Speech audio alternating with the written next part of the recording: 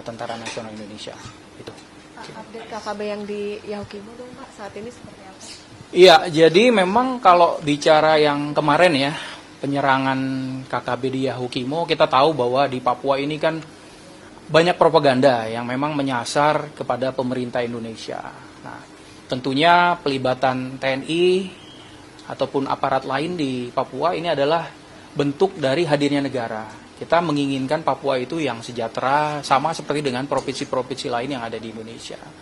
Nah, operasi-operasi yang dilakukan itu memang menggunakan beragam pendekatan, mulai dari kesejahteraan, kemudian pendidikan, ekonomi, sampai dengan keamanan. Karena kita tahu bahwa di Papua memang ada isu organisasi yang menamakan dirinya OPM, yang memang sering melaksanakan propaganda, dan bahkan terkait dengan insiden terakhir itu yang disasar adalah warga sipil.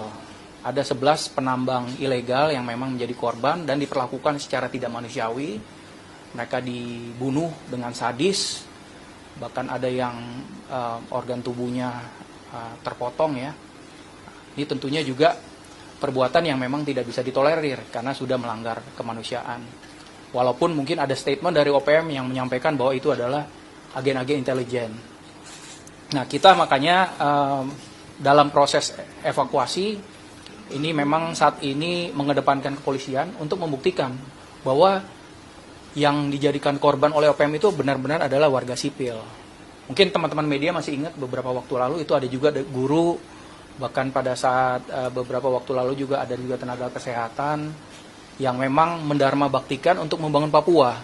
Tapi memang susah ketika ada organisasi yang punya ideologi, ingin mungkin memerdekakan diri dan mungkin punya agen tertentu, akhirnya memukul rata sampai warga sipil pun dibilang sebagai agen intelijen, dan ini tidak benar. Makanya saya klarifikasi, apa yang dilakukan OPM di Yahukimo itu sangat tidak berperi kemanusiaan dan menyasar warga sipil. Jadi propaganda yang dilakukan dengan menyebutkan bahwa itu adalah agen intelijen dari TNI itu sama sekali tidak benar. Nah, jadi makanya saya minta tolong teman-teman media membantu juga nanti mengklarifikasi, sehingga bukan hanya di dalam negeri tapi di luar negeri, karena mereka narasinya di luar negeri, mereka banyak punya perwakilan-perwakilan yang secara individu mendekati baik itu dari LSM, tokoh-tokoh pemerintahan untuk menyebarkan propaganda. Nah, dewasa ini kita tahu bahwa ada misinformasi itu masih bisa dimaklumi, mungkin secara tidak sengaja. Tapi ketika kita melihat disinformasi atau malinformasi, itu adalah memang penyesatan informasi yang dilakukan untuk merusak dan menyesatkan pemikiran ataupun persepsi yang melihat ataupun mungkin membaca. Jadi nanti tolong teman-teman media membantu menyuarakan apa yang memang terjadi di sana. TNI pada prinsipnya selalu akan menjaga kepentingan negara kesatuan Republik Indonesia, baik itu untuk kedaulatan, keutuhan wilayah, dan keselamatan bangsa. Masyarakat sipil, baik itu yang orang asli Papua ataupun yang pendatang di sana, itu adalah tugas TNI untuk menjaga, karena itu bagian dari keselamatan bangsa.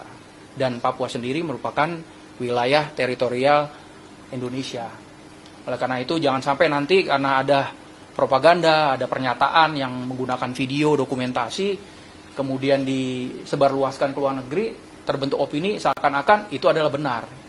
Banyak memang disinformasi yang beredar, apalagi dengan ada media sosial, yang digunakan narasi-narasi yang menyudutkan pemerintah dan TNI.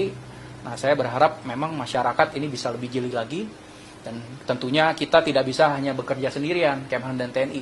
Berbicara Papua ini adalah harus multidimensional, karena saya sampaikan tadi ada isu kesejahteraan di situ, pendidikan, ekonomi, kesehatan, termasuk sampai dengan keamanan. Itu proses evakuasinya sudah selesai atau kemudian masih berlangsung ya, karena untuk pos yang terdekat jaraknya juga cukup jauh, dan langkah yang diambil, yang diputuskan oleh Mabes TNI adalah kita mengedepankan teman-teman dari kepolisian untuk membuktikan bahwa tidak ada sama sekali koneksinya warga sipil yang sudah dibantai oleh mereka, oleh OPM secara membabi buta. Ada kurang lebih sekitar 11 yang menjadi korban, kemudian dikait-kaitkan bahwa itu adalah agen intelijen.